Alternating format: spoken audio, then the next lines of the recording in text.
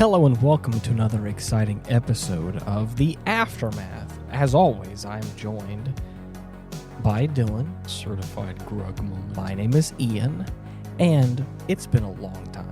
Been a long time waiting. But today we have a very special guest. The bitch is back.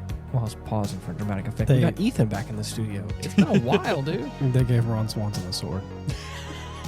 Yes, they did. Katana specifically. And I was not disappointed in the slightest. Oh, no. Honestly, they just Could not have been better. This was a Godzilla movie, but this may have been just a Ron Swanson movie.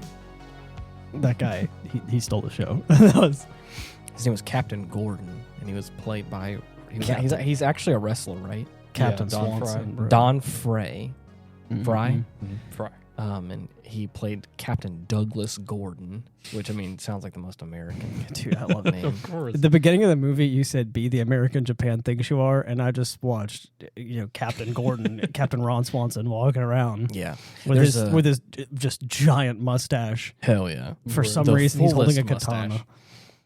Just They're completely unnerved by everything. This was the best movie I've seen in a long time. Holy shit, this was Good. amazing. I'm so glad. This is people talk about how in Barbie Ken is the main character of that movie though because he stole the show. I'm gonna tell you right now, this is a Godzilla movie and he went 9 for 9 and never lost a fight. But also, dude, honest, neither did Ron Swanson. Right. He straight up never lost. We watched the movie that Dylan and I have been teasing at and talking about for so long. Mm-hmm. Every time we watch a Godzilla movie, especially a classic Godzilla movie, I bring up, or somehow the conversation always gets routed back around to this fever dream of a movie called Godzilla Final Wars. Mm-hmm. And boy, howdy, I haven't used that phrase in a while, and I felt like bringing it back because you know what?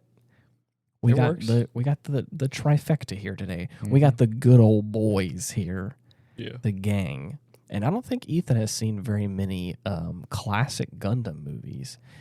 Godzilla. We watched the whole movie, but also we watched like some. I showed him. I tried to interrupt his sentence by showing him B-roll from the movie of the guy in the Godzilla suit getting blown away. It was hilarious. There's like a behind the scenes like shooting of the film, and there's a lot of like how the practical effects are done, how they like pull the men in suits and they fall down so fun. and it's a lot of cool. But they're having a lot of fun behind the scenes. And there's this one shot where like there are these flamethrowers that are like around the shot where like the man is in the Godzilla suit with like his mouth agape, about ready to scream or screonk. Sorry. Right. And then of course as he's sitting there, like there's of course commotion and people talking in the background, like they straight up hit him with a fire hydrant and he just flies backwards. And then they edit all the flames and like rubble in post. Right, but right, without right. the flames and rubble, it looks like it's just Godzilla standing there and then It's like somebody sneezed on him. being hit with a fire extinguisher, and you see both of his hands just wave wildly, and he flies back, and it's very comedic. it's my So favorite. good. Oh man, but yes, this was Godzilla Final Wars. I don't really watch that many Godzilla movies. I've seen Right. the This is newer your ones. first original like Toho Godzilla. I really find it just hilarious how some of the scenes you could be like, haha, that's funny, it's a model car, and then some scenes like right after that, you'll be like, wow, these models are done so well that it looks like they did this in a real city. There And then are every once in a while, like there was one scene when they hit a tank. yes, And like the top of the tank just like falls off. So it's visibly just like the toy, just like Legos, just like Lego was the Lego break apart sound. You can just see it do that, and then it flies away. Oh yeah. But then the next scene, it's like Godzilla pushing somebody into something, and just they have the practical effects of explosions and rocks flying, and it's edited amazingly, so Godzilla looks totally real. Right. And I'm like, they couldn't do that with the toy car. Anytime they ever shoot things like in a city where he's like hitting buildings and stuff, those are all like real models that were really built well to just done. be smashed, and it looks really great. Yeah. It would be a dream job to work on one of those sets. Oh yeah, I mentioned that when we were watching the B-roll footage at the end of the movie, every time they fall over, anybody that's in the suit can't really get up. So whenever it's funny, as soon you'll see like them fight each other and then fall over, and like all the fireworks will shoot rocks everywhere. Yeah. And then it'll be a brief pause, and you'll hear the guy shout something in Japanese, and then like 6 or 7 people will just like swarm the thing and just help get Godzilla to stand up. And I was like, man, I want to be a professional Godzilla picker upper, man. I just wish I could be paid to sprint over and just help.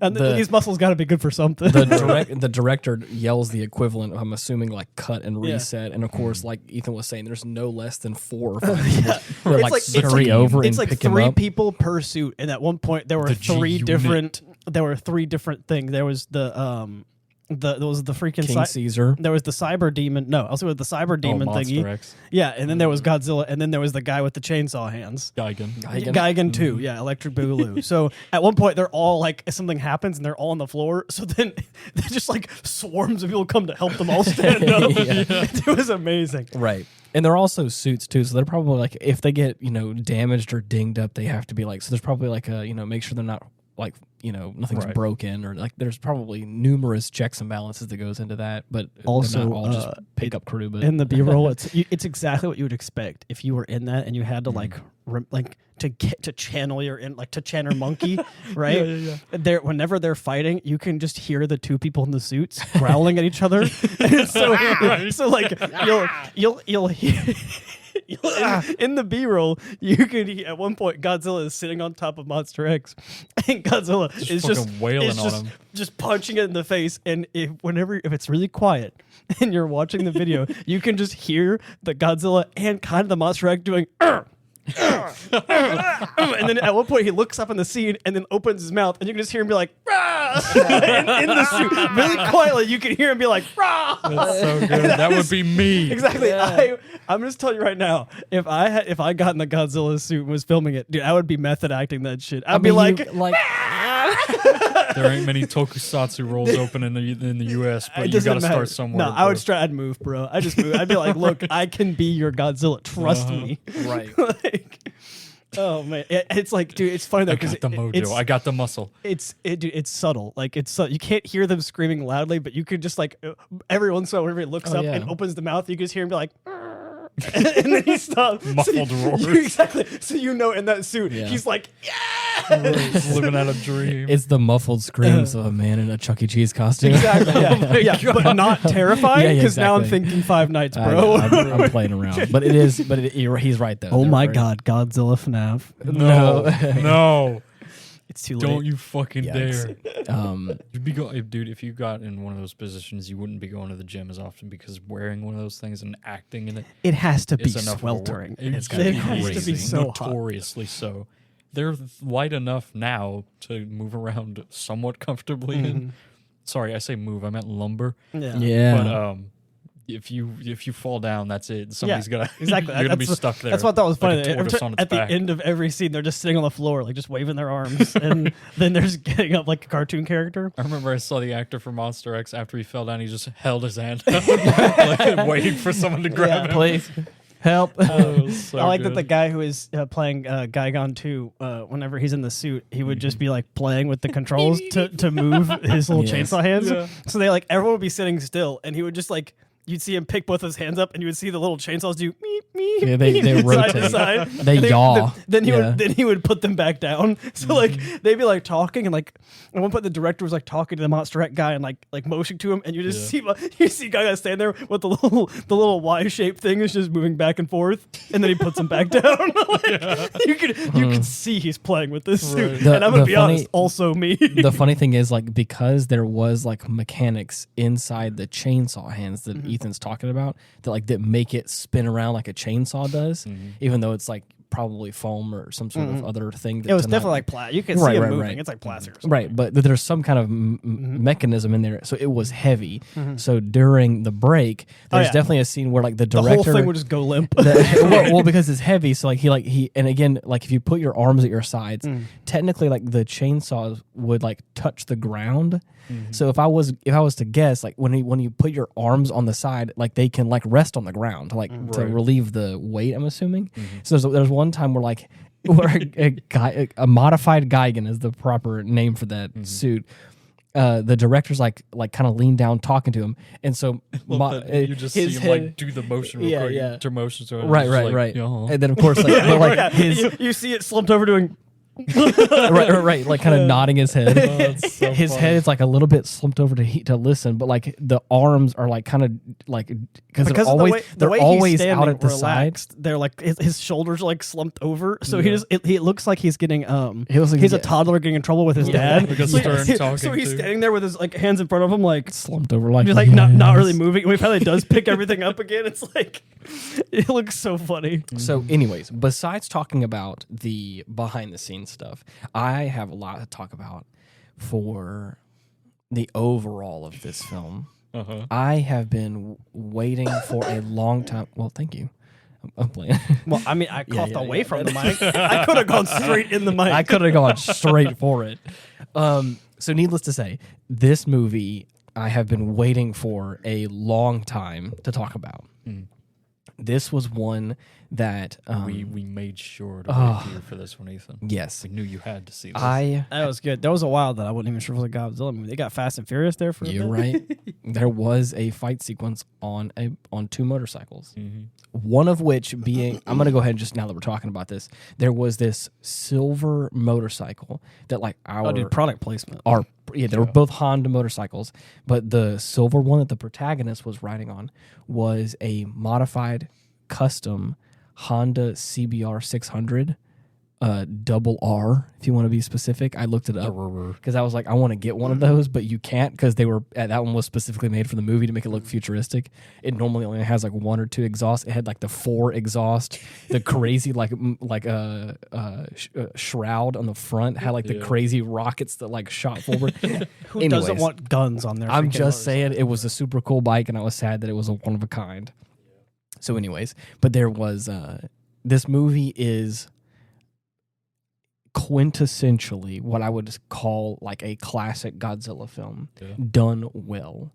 They're like our older ones that like I think try to hit that mark, and like the quality may not be there, but like the spirit is still there. Oh, of course. And then there's some that I think that go like Shin Godzilla. I think it doesn't quite have like the spirit that like the older ones does, but it has like the quality and like the kind of fear factor that like some of the like newer ones. Back more to the original, like the first film. Right. It's more of a scary thing. So needless to say, this one I feel like, as we've talked about before, Dylan, this is one of the Godzilla films where it was the end of the Millennium series, and it was thought to be like the last Godzilla film. Right. Like that's what I think is so funny about this is that they ended Godzilla quotes Godzilla on such a high note. Oh yeah, that in every following movie they had to nerf the shit out of Godzilla. Yeah. The man just went 1 for 1 on every fight, and he finally gets somebody who's tough, and he only like loses the fight because the thing spontaneously evolves into a 3-headed dragon, and he's like, I just kicked your ass, and I have to do it again. That's the only reason. I'm already tired, but they had to give the dragon plot armor just to freaking. But he didn't lose a single fight. Oh no. And I was like, dude, I've seen some of the newer Godzilla movies. They had to nerf Godzilla, bro. Like, this is insane. He ripped a head off of like every monster that he fought. Like at one point, he goes 3 against 1 fighting the freaking King Caesar, Anguirus, and Rodan. Those 3, and he literally leaves. He just stacks their bodies. He just leaves them in a pile in the corner, roars, and moves on. Dude, honestly, it was hardcore. Can't fuck with it. Dude, at one point he parries the freaking armadillo into another freaking like straight up parries him. He does a 3-way. He basically like as they're all converging on him, he steps on Anguirus' head and uses that as leverage to jump off. And as King Caesar and Rodan are trying to like interject, they end up hitting each other because Godzilla catapults forward. Yes. I think he does a tail flick.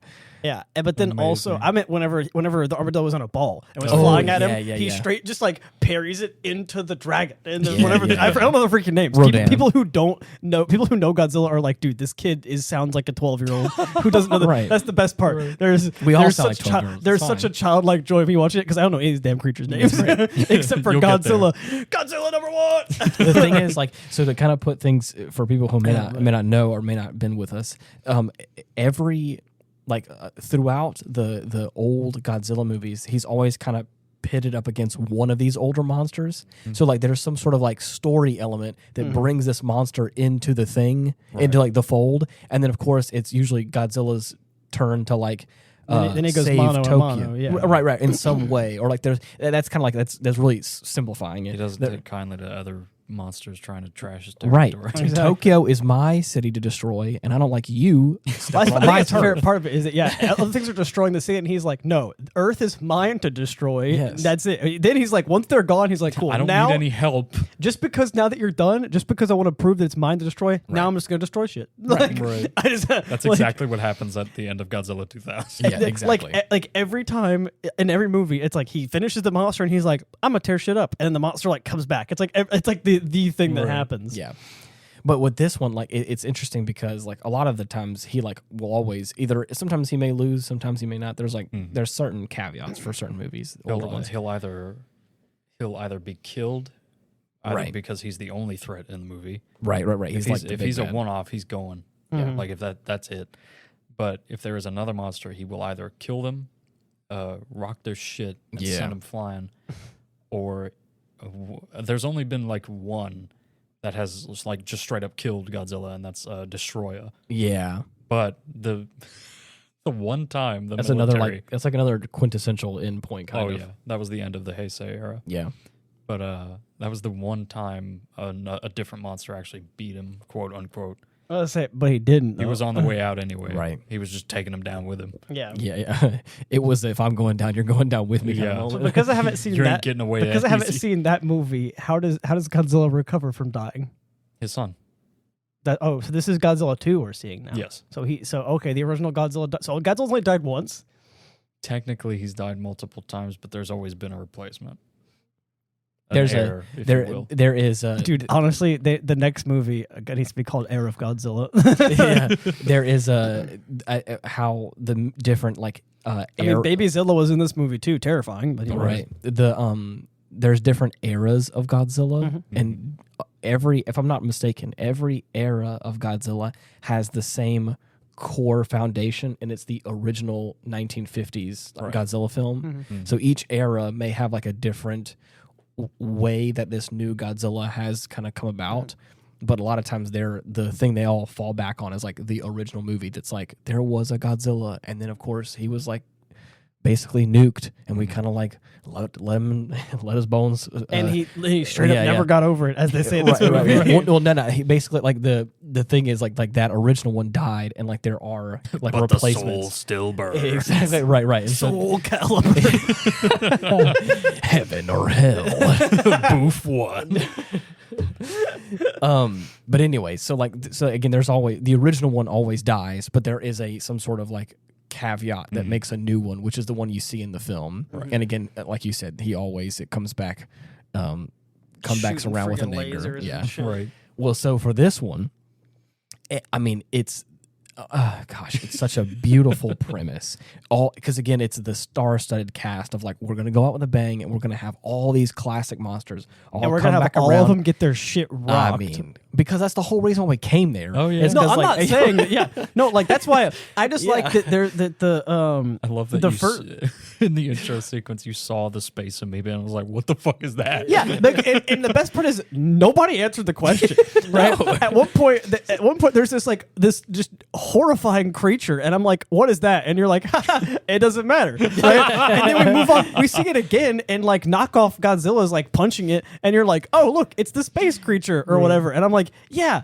What is that? Usually you give me a name and you're like, dead. And then he freaking kills it. And I was like, that's it. Its screen time is 10 seconds. And you were like, yup. And we moved on. Yeah. Still never told me what it was. Right. As you can tell, some of the less popular ones did not last very long. Yeah. Some Dude, of the honestly, more popular ones I was had told more by screen time. Dylan that they bought the rights to knock off Godzilla so they could kill it. And let me tell you, Godzilla made quick work of knockoff Godzilla. It was hilarious. Oh, yeah. That was amazing. They also bought the rights to that Godzilla and deliberately changed his name to Zilla because it was such a not shame. worthy of God. Oh, really? Not worthy of Godzilla. Yeah, that's actually that was funny. that was our first attempt as America to make a Godzilla film, and the creators of Godzilla were so ashamed by it they bought the rights to it and were like, "That's not Godzilla, that's Zilla." That's whatever. Zilla, and it's also and it's dead. also not. Yeah, then they gave it a little cameo, with the same shitty ass CGI. I mean, it's real bad. Yeah, you can tell it looks hilariously different. Right. And then, of course, they just kill him off real fast. I thought it was hilarious. It was hilarious. It was also like the first monster he kills, which, again, it's Gigan, right? Yes. I like that fight. It was like hyped up, like Gigan's so bad. And I was like, I remember Gigan being intimidating. This is a bad creature.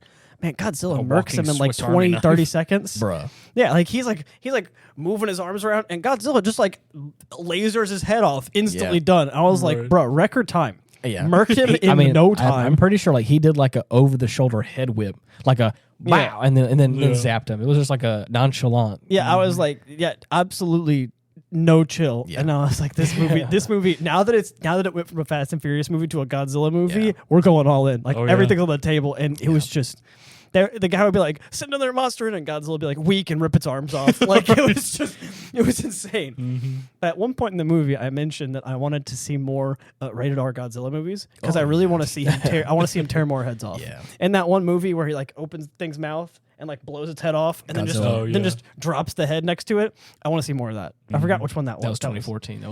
That was our second chance at Godzilla. Much I think it was pretty good. I want to see more rated R Godzilla, bro. Yeah. I need to see him tear the limbs off of creatures. I need to see this. This is what I need. If I was Godzilla, if I got in that suit, I'd be tearing shit apart. Man, have you seen Godzilla versus Kong? No. The new one? No, that's why I was saying that they nerfed Godzilla, because I was like, Godzilla, it just killed 9 monsters in a freaking row, or however many it was. No brakes, didn't stop for water, and now he stop. I mean, you gotta take a sip, No, didn't even stop for water. No crossed the ocean and didn't even take a sip. Honestly, no water breaks, no nuclear bomb breaks, just went straight for it. Yep. No breaks, killed them all. And in the newest one, he has a hard time with Monkey, and I was like, they nerfed Godzilla. All right, right. Oh man, I thought it was funny. In the new movie's defense, he does go up against a pretty tough enemy, and so but it does a great job. I think that I'm just saying the new movies they nerfed him. The new movies are pretty good. Yeah. I mean, obviously not as nearly as outlandish as this one is, insane. But like I said, this is that quintessential movie for me where it's like there are other ones that have the feeling, that have the razzmatazz, but like this has that one where like they really captured that lightning in a bottle, because it's wacky.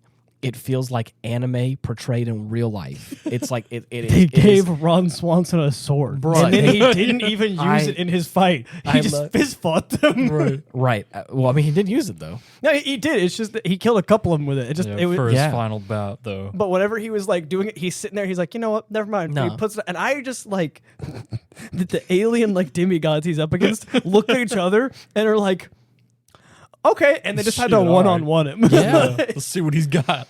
I mean, like the thing is, like at that point, like the weapon is down, the gauntlets are off, and he's just gonna be like one-on-one fist fight right here, and then like I'm not gonna. Yeah, right. Oh, I'm not gonna not fight fair. He's really thinks he's got it. I'm not gonna wuss out on a freaking might be challenge. An extraterrestrial, but I ain't no bitch. Mom ain't raised no 2-trip bitch terrestrial. I may be a zillion, but I ain't no weak spined. Milk creature, drinking, noir. Morrowind reference. I've seen the meme like 4 times of them being like, you wouldn't hit a girl, and he looks at his hand. He looks at his fist. Then he opens his hand and then karate chops her, and she's like dead. straight in the collarbone. And like, I've seen that meme so many times. Didn't realize it was from a Godzilla movie. That is my favorite scene, where she's like, you wouldn't hit a girl. First off, you're an alien, not a girl. All right, right. That's problem solved. I love that she even poses the question to begin with. Yeah, right. He has her by the collar, and of course, is about to just honestly beat her to a pulp. Like he's about to go for just like Godzilla did. Right. Yeah. He's gonna go left and right. Right. Just karate chops. This is that one-on-one fight. He already like, I mean, he beat the shit out of the first guy, and then the woman comes up and he starts like, they fight for a bit, and when he finally gets her, she says that, and I was like, first off, okay, you're an alien, you're not a girl. Second, equal rights is equal fights. He just karate chops her, right? But I love that the way he like hesitates for a second, raises one eyebrow. The eyebrows are great. Opens it up, and he just stares at her and goes, Whenever I saw the meme, though, the meme ended with him looking at his fist, looking back, opening the hand, and then it went black and white and did the parental advisory logo and like classic Rockstar.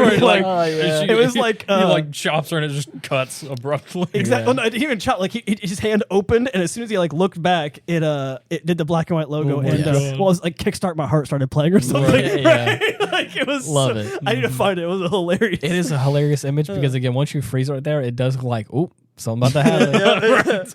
I'll never hit a woman, but I will slap a bitch, though. Is what it feels like. It's like, damn, okay. Mm-hmm. But anyways, it's a great. People, the overwhelming. I watched my little blowaway video again. His lands do. There is as far as like IMDb scores and like all that kind of stuff, it's not very well received. But again, I don't think people are watching this for the right reason. I'll be honest. Nobody cares what critics say anyway. They're literally purchased. Right. We don't care. Right. People. Yeah. I'm not gonna. The critics. You know what? I go straight for that audience score. That's what I'm saying. Critics score 30%. Audience score 99%. You already know what's going on. I'm with the people thing. Right. Yeah. I'll be honest. Just because the critics think that Ron Swanson with the sword isn't cool enough doesn't mean that I'm sitting here hype as hell as soon as I notice he's got a katana. Exactly. You want to know something funny? Is that what happened? It's exactly what happened. Mm-hmm. So basically, 30 and 90. Well, close. So we have IMDb, we have Rotten Tomatoes, then we have Google users. So like that's just like me and you. Yeah, yeah. So people who just reviewed it online. IMDb 6 out of 10. That's not bad actually. Rotten Tomatoes 50%. Yeah, okay, that's actually. It's Rotten Tomatoes. You know, it's 50-50, and then we got Google users 92 liked it. 92%. Damn right. Yeah, and I was that's like, because hell yeah. if you're the kind of person who's gonna buy a Godzilla movie and you know that this is an old movie, so it's gonna have some like old stuff in it. Yeah, you're gonna watch this and think it's hilarious. And it's great. I mean, in the best way possible. This you cannot, if you want to watch a Godzilla movie and this is what you picked up, you would be 0% disappointed. Yes. Like, I'll give you a hint though. Put your money on Godzilla. Right. I mean, I'll be fair. Actually, doesn't matter what movie you're watching. Always put your money on Godzilla. Oh yeah. You just. If they make Godzilla lose, then people are just going to lynch them. So it's fine. There are few Godzilla movies where he's actually the bad guy. Like he's actually the antagonist. Well, he's a bad guy, but he's not like a bad guy. Well, but there are, like I said, there are a few where he's actually kind of a bad guy. Where it's like, man, you're actually not the good guy. Yeah. This time, I'll still root for him though. Yeah. No, I still, you know what? Humans aren't that great. I'm still. If that's what he decides, so be it. I guess we're done. Is what it is. He's the giant lizard monster. I'm just some dude. But so again, just to kind of give a little bit of backstory as to what this film is about, there are these created mutants that are like human people. They look like humans, but they like obviously have like these super abilities, and they're part of this task force, and they can like do these like crazy karate moves, and they can like run around on walls and stuff. Right. And they got that tech, as Ethan would say, that movement that they can able just like jump around and do crazy stuff. Yeah. And they are kind of bred for the express purpose of like destroying war, straight up fighting giant monsters. And our protagonist is like obviously not the best out of the bunch, but he's too soft. He's too saucy. He's got a heart. But yeah, it seems like he cares for the right reason because like his reasoning is, I know that we're supposed to be like emotionless fighting machines. Yeah. But like, how are we going? How am I supposed to protect people if I don't got a heart? Exactly, precisely. And it's like that's a great way to look at it. How am I expected to like really protect all these people if I have no empathy for them at all? Right. And so to really like expedite the process here of telling this story, there are all the monsters are coming back. They're all fighting around, but they have Godzilla in captivity. Right. Frozen in the South Pole. After they put his ass under ice. He's just been chilling out. No way. Yeah. He's just been chilling. Ice to meet you. All right. I also like how as soon as he wakes up, like fresh out the ice, opens his eye for the first time in God knows how many years. Oh, blast him! He just goes ballistic immediately. First thing he sees, some bitch ass robot trying to kill him. Immediately shoots lasers. Right. Like, dude, honestly, if you wake me up, I might do the same. I'm gonna start swinging. if you wake me up and you start threatening me like that, I'm gonna start blasting just downright. That's how it is. But then, so there is this like crazy amounts of monsters everywhere, and then all the warriors, and then this alien spaceship comes from out of nowhere. Epcot. And Epcot comes. Epcot, Zillion Epcot. The Epcot ball itself comes down, and like there's these like 3 or 4 prongs on the ball that like stick to it, but they're all like it's like the little separate ships, and they like start sucking up all the monsters and like putting them into captivity in some way. And they act like they're good guys, but right. they're like, aliens. hey, we got rid of all the monsters. Alien for you. bad. Right. Then of course they try to make a peace treaty with us. It ends up not working out very well. They do a pretty good job of tricking us. But you almost tricked me, idiot. Yeah. Basically, shame on you for shame on me. The way that people noticed is that the people who came back and that were on the ship started acting kind of funny, but also just not blinking anymore. Yeah. And I think it's Everybody hilarious. I thought everybody blinks. I thought it was really funny that they every scene that they're talking to these people, and you could tell they're talking a little bit robotic and acting funny. Right. And they at one point, one of the main character, like notices this person must be a robot because they're just not blinking. And so the next time we see them, and like at the end of the movie, and it's the real person, they're like, "Wow, you guys are alive!" And he walks over, and I said, "Blink, do it." You blink right now. Bet you won't. You right blink. You blink. All right, he's real. You blink. I love that the fucking yuppie jobber that they set to impersonate the Secretary General did no background checks on the dude he was impersonating. And Didn't even know his dog's name. Yeah. Right. Didn't know he had a dog. Right.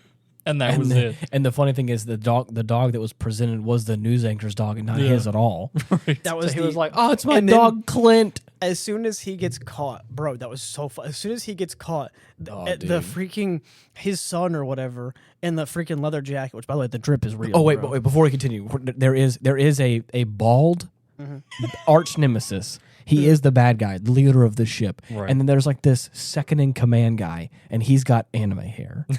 And he's got this, for what I can only describe as a visor. And it's like this, like these like thin pair of glasses, all black. And they kind of like wrap around the side of his head. Right. And you can see that they're glasses, but they're like kind of thin. They look like a visor.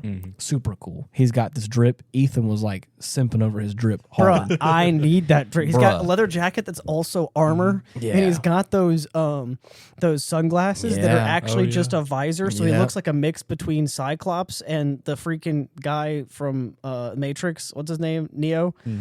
Right? He looks like a mix of like Neo and and Cyclops. Right. And so then whenever they catch him and they tell him like, "Oh, that's not your dog," lol, it's silent, and they're like, "What do you mean?" And this dude just busts out laughing. The only emotion he's shown. And then they're like, the people from the Earth Defense Force break in and like, "All right, wrap it up, everybody. We caught you." And they're like, is up. They're like he's about to try and talk to him, and his son just grabs a gun and just shoots him in the head. And it's like, "Well, I'm in charge now. Roll with an iron fist, baby." Yeah. And it was the most anime villain shit I've ever seen. Yeah. Top 10 anime betrayals. I think it was insane. You're calling him his son. I think he was just like the second in command guy, but you're probably not wrong. There was probably some relation there. But I thought it was amazing. You're right. The thing is, whenever the big boss guy stands up to try and talk about it, it's when he gets blasted in the back of the head from this like. And the thing is, like, it's not that it came out of rebellious team. Right. It's not that it came out of nowhere, because like there was at least like a small scene where like they're talking about how they're planning to take over the planet. Right. And the dude who's currently in charge is like, "A peaceful option is much better. You're too young to understand." But right. And the other dude's just like, "But we're like super powerful. But we can like do compared whatever to them. we want. We're like gods. Why don't we just, I don't know, like kill them all?" They're basically It's like and he's just like, "Shut up and get out." Yeah. And he took that personally. Well, exactly. So like the fact that he did that action of like shooting him in the head was like, I mean, it's not really a surprise, but it is still a surprise. He's probably already planning to do that. You're right. And so yeah, definitely after that moment where like he's like cackling like, the jig is up. Like they got us. No one even says anything, but like the context of like the whole dog thing fumbles up. The whole force comes in. He's like, "Ha ha ha ha!" He thought that was so fucking funny. Well, I think it was also just the fact that, like, I mean, it's like we got caught. Like, there's like you are caught red-handed, right? And at that point, the only thing a villain can do is just You got me. Right. I see you. You're clever. Now What's I don't it have about? to use any of these dumbass pretenses anymore. Exactly. I think he was the one to not want to keep up airs anyway. So the fact that it's all over, boss guy stands up, shoots him in the head, and is like, here we go, you little chuckle nuts. Let's figure this out. So let me tell you what you are. You're fucking cows to me. You're a cattle. You're nothing but food for the slaughter. Bovines. But yeah, so they basically are going to try and use them as food. Right. Harvest us as a race. So. And also, it's because of the mitochondria, which is the powerhouse of our Right. They straight up just need our mitochondria. That's all they want. It's like, buddy, I bet you guys are aliens. You could find a way to harvest just my mitochondria and leave the rest alone, right? You know? Right. You guys could make a lot of cells. Do you know how many powerhouses that is? Yeah, exactly. But also, you guys could just like take the mitochondria and give me like an artificial powerhouse. You're aliens. Figure it out. Just give me a different powerhouse. Why do that when they can just a pacemaker? Yeah, exactly. Yeah, a cell-based pacemaker, like the cell-based pacemaker, the mitochondria. Problem solved, man. We already got like half the freaking people in the United States are living because of pacemakers and stuff. Just freaking everyone. Basically, everyone's part cyborg these days. Is fine. Just give them that. Like, I'm here to say that not in the cool way. Not in I the know. Cool way. I'm here to say cool. that my my new jazz fusion album will be called Cell-Based Pacemaker. Yeah. So you know. Pacechondria is going to be my nickname. Pacechondria? Pacechondria, yeah. Yeah. That's the artificial powerhouse of the cell. Cool. So basically, after this happens, our new big bad guy is in charge, and he is a lovely cartoonish villain. Right. I mean, in all the best ways. Like he just has like the hand movements right, the that mannerisms. he does. Mannerisms. I love his like he's always with the one finger down. And then he always like has some sort of maniacal laugh about him, and you know, dude's got eyeshadow. He's got eyeshadow. There's like a persistent light sometimes that will always end up going below him to give him that like flashlight and a campfire vibe. The evil shade. And he has this face of like.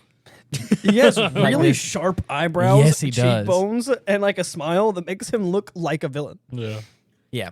I think that like the eyebrows are shaven to look like he's Maybe always he's kind of born with in a it. downward look. I mean, I think it's definitely intentional, but also he just has. I think he just has villain phenotype. You're right. Like maybe it's Maybelline. maybe he's born with it. Yeah, I think he's just born with that villain phenotype. Maybe let's honestly, villain. Villain phenotype. I'm telling you, that's what that is. Phenotype. He's got evil in his blood, and he's I'm got cool the with it. bad mitochondria. I'm an evil morph. Yeah, right. I'm bred with bad. So, who's everybody's favorite monster? Oh, monster? Piss. You can't. I kind of like. Godzilla. I kind of like Demon Boss. He was cool. Yeah, the Monster little X. Demon King. He was cool. But I've also always liked Rodan. Oh, of course. So like, he didn't get much screen time, but in Scream. the quite a bit. Shout out to Scream. The Demon King was the coolest one because it's like kind of new. I've never really seen it before, and it turned into one of my other favorites, which is the Other Dragon. Yeah. You're talking about Monster X. Yeah. I was confused. I was like, which one are you talking Yeah, about? the Unkillable Demon King. Right. Yeah. Unkillable Demon King. Yeah, I would probably pick one of those two. They're like always my favorite, and Ron Swanson's my favorite character. Hands down. Hands down. There's not Ron really Swanson's any my contest. favorite monster. Yeah, no, he was a monster. Oh yeah, he was a monster, all right, dude. Describe the movie in 3 words. Oh shit. Well, hold on. Wait a second. Let me tell you what my favorite monster is. I do like the modified version of.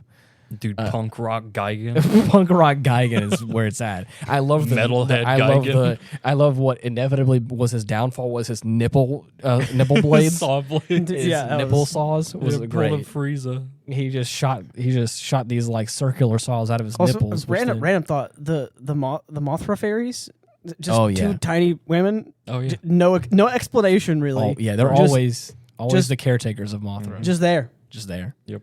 I In love film, that. in this film, they're just there because again, they're very established in every other film that Mothra Yeah, no, is in. I think it's probably funny that they are established, but for me, I was just Yeah. like, this is just normal. Yeah. Nobody's questioning You're this. right. You're right. There's not a They person. show Not up only and they're like, "Oh, it's you." We are exactly. That's why I was like, not a person in the movie or in the theater is questioning the two tiny women. So I'm just gonna act like this is okay, right? Because like where you're coming in at that, there has already been a couple of movies where like this is like their sixth time on screen. Well, I think it's at least the third or fourth where like I have had the people in the movie have the same thing where all of a sudden these two women that talk in unison talk about like life and Mothra and like speaking on behalf. Started Halo at 3. Yeah, 100%. And then of course a lot of times they're always like, but the woman in my head calls me stud muffin. Please leave me alone. But they're always like the people in the movie are usually like, what? I think there's only a couple of them where they're like, oh, it's the Mothra fairies. Oh, I would be like, if it was me, I wouldn't even be like, oh, I know who it is. Like, I want someone to just be like, well, okay. Right. I'm just not going to this is, I guess, normal now. Definitely. Because I feel like that's how I tackle most of my life. Whenever something weird happens, I'm just like, I must have taken something this morning. Yeah, exactly. I'm like, that must be these new medications. I knew I felt weird last night, but damn. Yeah, I didn't realize that there would be tiny women level of weird, but you know, I've had weirder dreams, I guess. And they always talk in unison. Yeah, I noticed. Which is always, no matter what film it is, they're always, I think they may, do they ever talk solo? Or I think they always just talk in unison. They talk individually in the Tokyo SOS but one point. Interesting. But do they do it like the Weasley twins, where like one person talks, the other person talks, and then no, one person talks, the other person talks, but then they talk in unison after. So they're like, really? Yeah, exactly. It's so funny. Like they do it really well in the movies too, where like one person's like, "Hey, how's it going? I like the way you look," and then they both talk together and they're like, "Sick haircut" at the same time, and like exactly, wicked trainers. So like every time they like will say something back and forth, and I think it's great because the way two people who look alike talk in unison sometimes. Unsettling. I think for some reason I think it's the funniest thing. It just works well. In any film ever, anything, twins whenever they talk at the same time, it's just funny to me. Like interesting. But yeah, describe me in 3 words, Dylan.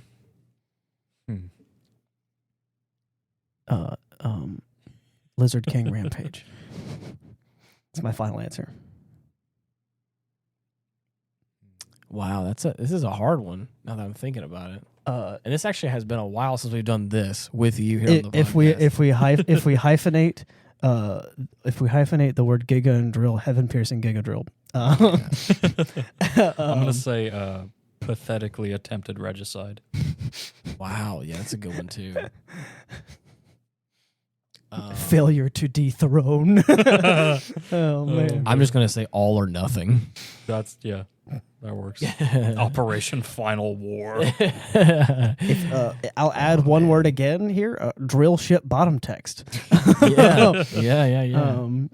What a great ship design! The Gotengo is fucking awesome. Having a maser gun as the tip of a drill. Badass. Beautiful. Multiple laser turrets around the ship's hull. Yeah. I love the way this thing works. Beautiful. Ron Swanson katana. Right. Oh my god. Godzilla Swanson fight. Yeah. I think that one might be it. That might be it for me. Oh man. This was a fantastic movie. Fast and Furious.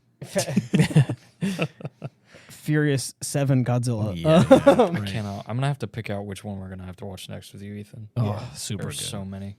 For sure. We were gonna watch Interstellar, but it's a 3-hour movie. So we decided. Wait. Is it Megalon? Is that what we were talking about? Yes, Godzilla versus Megalon. We can't do an episode on that one because we already did one on that one. But Godzilla versus Megalon, great. Mm-hmm. There's another character easily called. one of the best, if not my favorite. Dude, it is so comedic. And it has a character named Jet Jaguar in it. I've heard of him. Oh, yeah. Great character. And everyone who's cool knows who Jet Jaguar is. Everyone who's cool knows who Jet Jaguar is. It's just a fun film. The fighting in it is just as comedic as you think it is. And you want to talk about rooting for Godzilla just kicking ass? Right. That movie's where it's at. Mm-hmm. Anyways. He struts up into the arena. Like it's a fucking gang meet in the streets. And again, I love how you know how Henry Cavill in that one Mission Impossible movie, he cocks his fists or whatever, and it was like a big meme for a long time.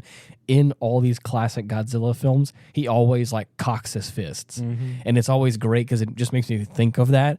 Godzilla just rolls up to a fight and he goes, "Rah!" And it's like, oh shit, he's locked and loaded. Them fists are ready to go. You ain't gonna know what's loaded in these. Probably got something to do with the suit, but either way, Fist of Fury. That's what I'm saying. I know it's probably just like a motion to like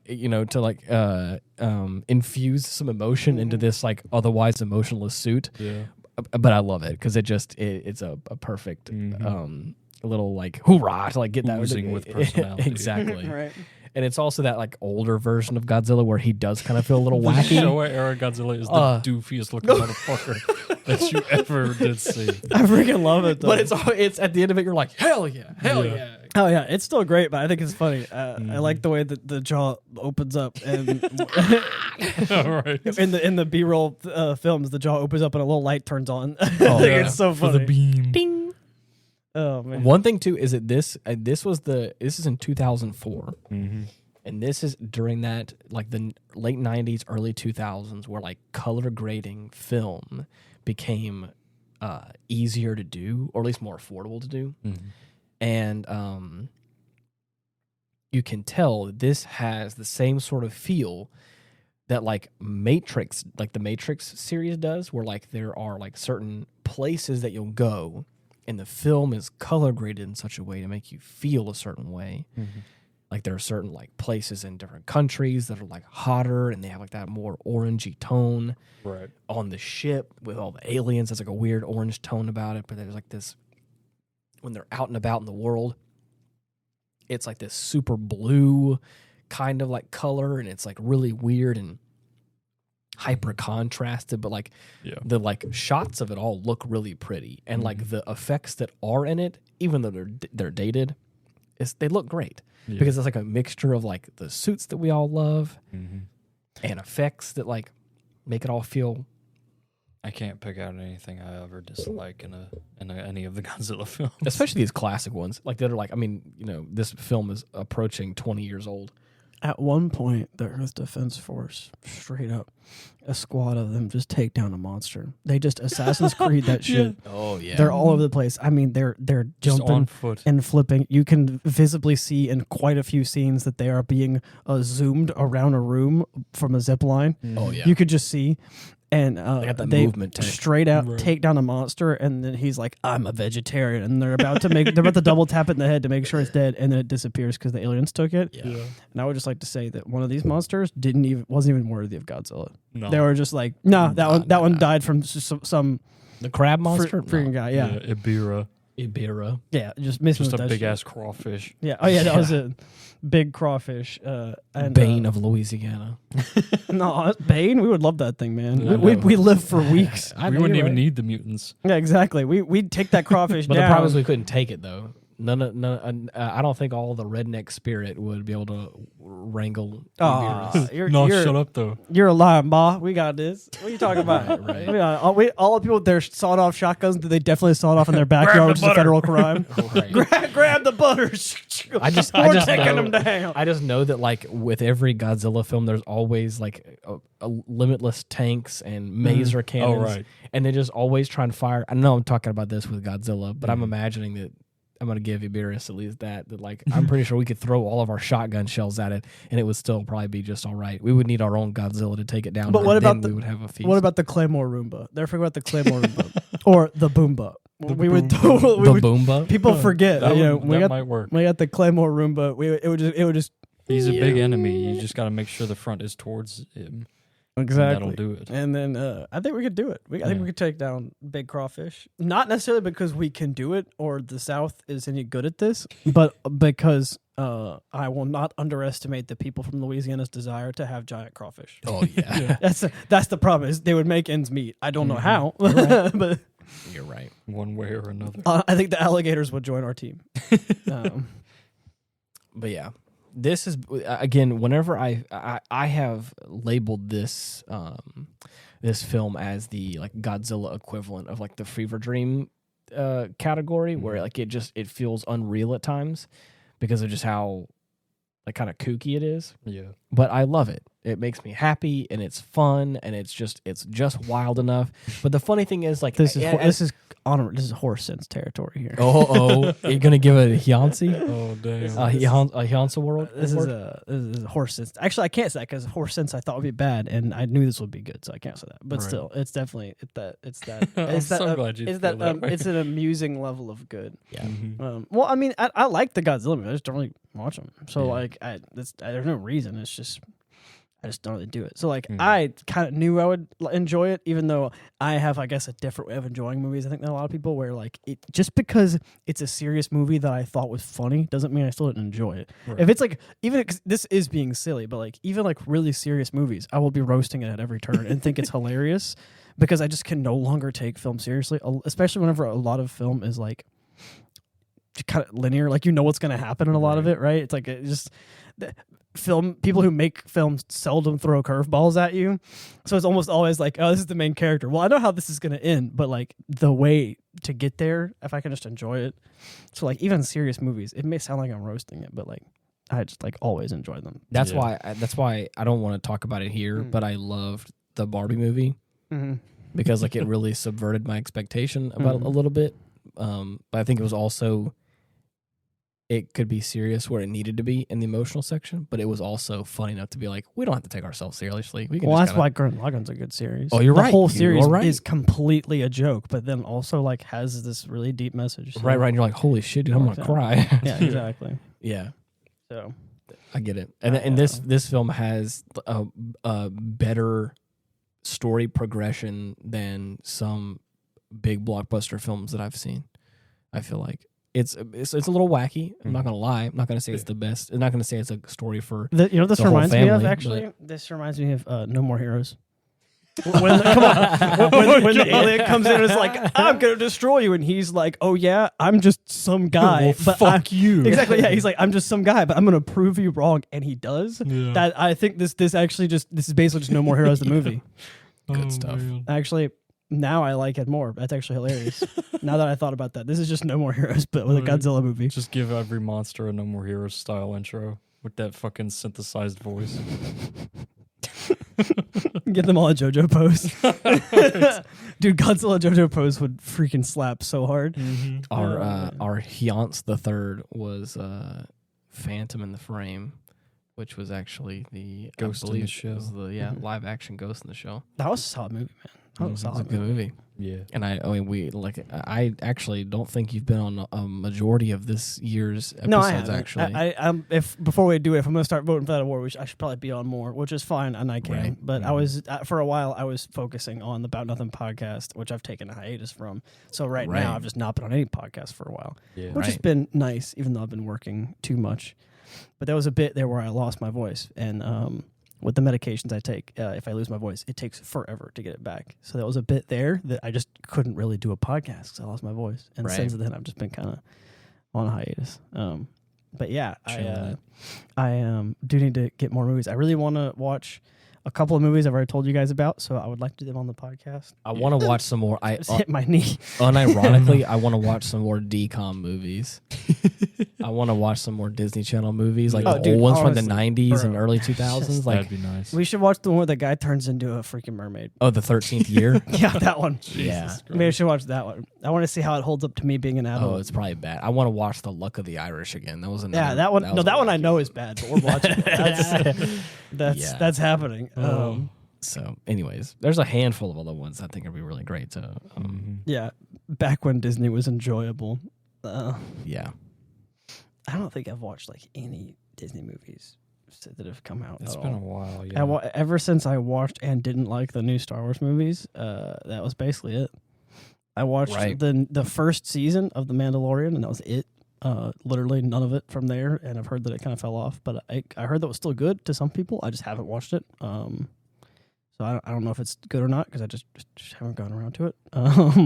So I think since the end of the first season of Mandalorian, there's like nothing that's Disney Channel that I've watched that's new because I watched Brave pretty recently, and I mentioned on the podcast. But already, would you change your fate? Would ya? Would ya? Would ya? That was a great movie. It was fantastic. I love that movie. Talk about subverting expectations. Bears. The Bears. The Bears. The Bears. One thing I can say is I've been really falling down like a Lord of the Rings K-hole. Playing a lot of Lord of the Rings online, but I've also been like, I got the books and everything too. I've been kind of like flipping through a little bit, but the big thing I've been reading I've never read the books, and actually I don't know why I started Wheel of Time. I should have started the Lord of the Rings books. I love the movie. I should have started the books, but now I've got the Wheel of Time on lock, so I got the first 3 books of that. I started the Children of Hurin, and dude, I got through like the second, I got through the first 2 chapters, and there's already like some like heavy stuff happening. And I heard that this book, like towards the end, is like kind of a mind melter, and I'm like, oh god, this is gonna be great. What is this? I don't know what this is. It's like something like the Lost Tales, like stuff from the First Age, like the fall of Gondolin, and you know the far west that gets taken up by the sea in the early ages. So Norgathrond and all that. Ethan, would you like to talk about the live cremation you witnessed? Excuse me. Oh yeah. God, that was the most hardcore shit I've seen in my life. And it followed an amusing I love it whenever, because I don't like anime. I just by and large I don't like it. So the ones that are blatantly joking about all the anime tropes and are cracking jokes and then do something serious and teach a cool lesson and like really awesome stuff happens, because no one can deny, whether you like anime or not, no one can deny that the just really hardcore fight scenes just slap. You can't deny that. So I have been enjoying us watching Full Metal Alchemist Brotherhood, and we finally got to the point where some really cool, this is a bit of spoilers if you haven't seen it, some really cool stuff happened where one of the 7 Deadly Sins characters died. Because the freaking, what's his rank officially? He's like a high ranking person. I forgot his actual rank. A colonel. Colonel, yeah. He's got like 2 stars. I know that much. The point is, he's this high ranking guy, and he basically nearly gets killed, and then the girl who kills him goes to try and kill the rest of the people and leaves him alone, but she doesn't finish him off. And she leaves him there to watch his friend bleed. Exactly. very, very much a Thanos, you should have gone for the head moment, where like you should have just killed him, because she's like, I want you to watch your friend die too. So she stabs him and then leaves, and whenever he's in there, he takes a knife, I guess, and carves the alchemical symbol into his hand so that he can burn the wound so that it doesn't bleed out. And he says he nearly passes out from the pain, walks over there, and while she's about to kill somebody, lights this bitch on fire. And then he's holding a light. I like when he snaps. I think it's cool, but he's holding a lighter this time. And so she like turns around and she's like, how did you live? And of course, my favorite, it's anime trope, but it's still hilarious when you're seeing it, because he's standing there like holding his side with blood coming from his hand with a lighter in his hand, and she tries to kill him and he just lights her on fire again. And because she has like the Philosopher's Stone or whatever, she can't die. So he just keeps lighting her on fire. But she ain't invincible. Yeah, exactly. There's only so much energy that thing can hold, so he just keeps lighting her on fire. I think we were talking geysers of flame. I think I've seen this scene exactly, and I was like, holy shit. There's what's his name?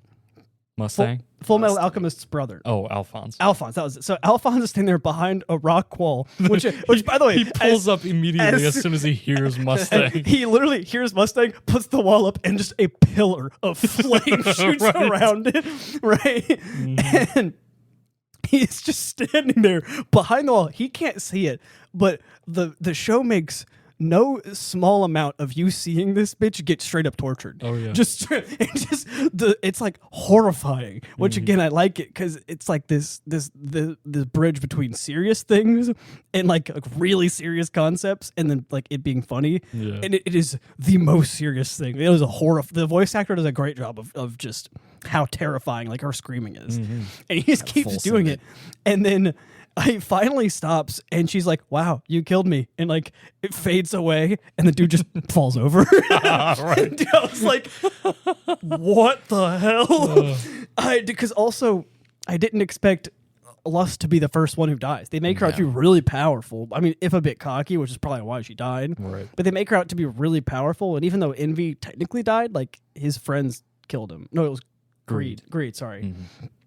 I really thought that Gluttony was going to die first because he was just a little bit dumber. Even though he's really strong, he was just dumb enough that I was like, I felt like he was going to go too far because he was hungry to eat somebody and die. So like I really didn't expect it, which is part of what made it so hardcore. And also I've been waiting for this guy, for people to finally, because I knew from the beginning of the show, he wears the gloves with the symbol on them, and when he snaps, he can create a shit ton of fire. It's insane. Right. Well, the problem is he has to have the gloves on, and if there's too much moisture, really any moisture, or if the gloves get wet, he can't do it. So everyone's been roasting him because like, if he gets wet, he's screwed. He's useless. Right. And so the reason why it was funny earlier is because while they're in there and he's like, "I'm gonna kill you," the fire alarm goes off and it spritzes water all over him, so he can't do it, and that's why he gets nearly killed. Right. And so it's like his reaction to it is funny and he's joking, and then he gets killed, and you're like, "Wait, this isn't funny anymore. Now he's gonna get killed." Right. Then he rounds the corner, bleeding from the hand, and is like, "You underestimated me," and just freaking kills this bitch. It was so hardcore. That was metal. Yes, I've been enjoying that a lot. I can't wait to see where that goes from now. I like the story. It's really interesting, and it's actually funny because a similar thing to that, which I think is probably why I like that scene so much, happened in Patrick Rothfuss's The Name of the Wind. Really? A very, very. I think it might be actually in A Wise Man's Fear, but basically, if I recall correctly, something quite similar that happens where somebody like carves an alchemical symbol into their hand to like set something on fire, but like thinks it's gonna kill him. I forgot exactly how it went, but something similar happened to that in the book, if I'm recalling it correctly. I don't know. I'm thinking of something else. And so seeing that again reminded me of that. And I was like, every instance of somebody carving an alchemical symbol in their hand to do something, which is definitely a bad idea, but they're doing it anyway because they have nothing to lose, is just for some reason, that's just the coolest shit to me. Yeah. Oh, man. So, yeah, I've been really enjoying that. A really epic thing that was like really hard to read was like I'm finishing up the first chapter of The Children of Hurin, and it's like setting up characters, names, places, things like that. And then like we get into like chapter 2, and it's like the War of Unnumbered Tears, and I'm like, holy shit, this is gonna go hard. And basically, like, I don't want to spoil like a whole lot of stuff that happens, but like there was a point in time where like brother is on like one side of the battlefield with his full like a battalion of guys, and then his brother who was taken captive that they couldn't find, now they found him, and they basically have cut off his limbs and have like kind of tortured him, and then basically right there on the battlefield they kill him right there and on full display, like, for the full army to see. And the brother basically in his blind rage, I'm pretty sure the book says, with his newly ignited rage, he charges forward unknowingly into just the full swarm of enemies. And so like his brother, with this like unimaginable rage, just like plows through all the orcs, and of course then his entire group of people decided to like, oh shit, like we gotta follow him, and then so they just like fully charged in, and of course he said that I think the book specific says that he cleaved his way all the way to the gates of Angband. Right, cut a swath. Yeah, exactly. And then, of course, in the courtyard, he was overran by like a second wave of people, and he got taken captive as well. So it was like it was just crazy. And of course, it's Tolkien's work, so it's like the words are said in such a way that's like, oh, this is like. This is beautiful. Cream of the crop. But it was like it was hard to read. I was like, holy shit. Just cleaving his way through the battlefield. Right. To explain what I was talking about in The Wise Man's Fear, this is an explanation of what happens, but I don't think it's not the same. I was wrong. He doesn't put it in his hand, I don't think, but he still uses some kind of binding to use the energy from his body to make lightning strike a tree to set it on fire. Holy shit. That's what he does. Damn. So, and again, at this point, he's like, this is like last-ditch effort. This is going to kill me, but he doesn't care. Apparently, he... he uses a binding to arrows in his hands to bind the arrow to the tree. The sky is bound to the ground, and then 3 more bindings to use his body as a source of energy, which is an unreasonable amount of using his body, which basically freezes him from the inside out. But he somehow survives that. But it would have it was too much for the bite energy. And of course, the writing is really well done to describe him before he basically passes out.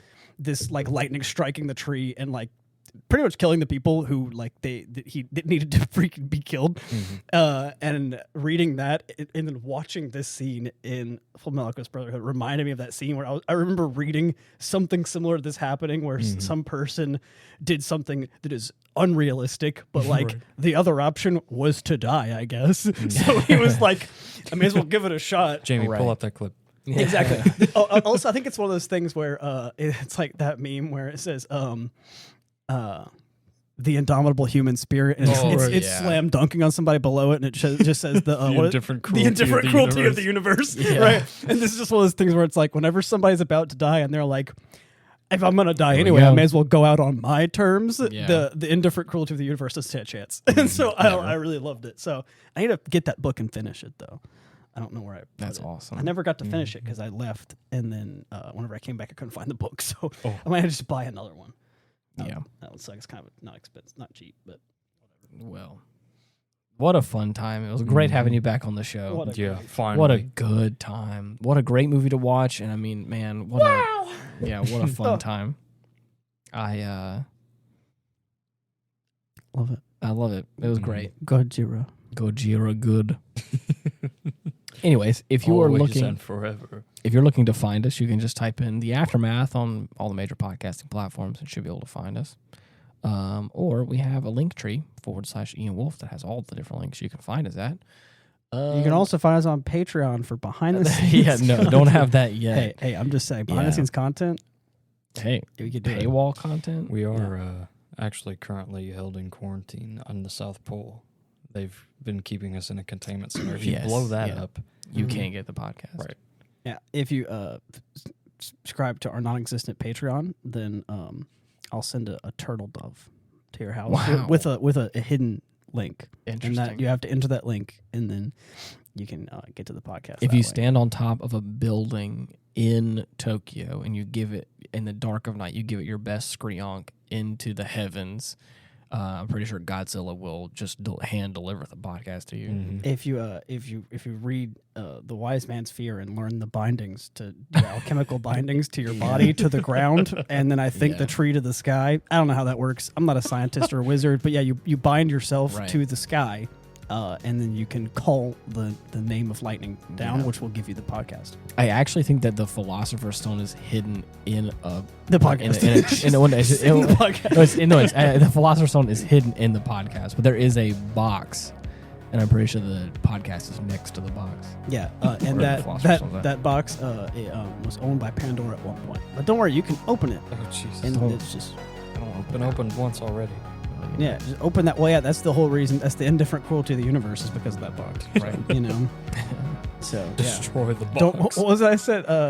When we're getting sushi that night, don't worry, guys. There's only 476,800 years left of Kali Yuga.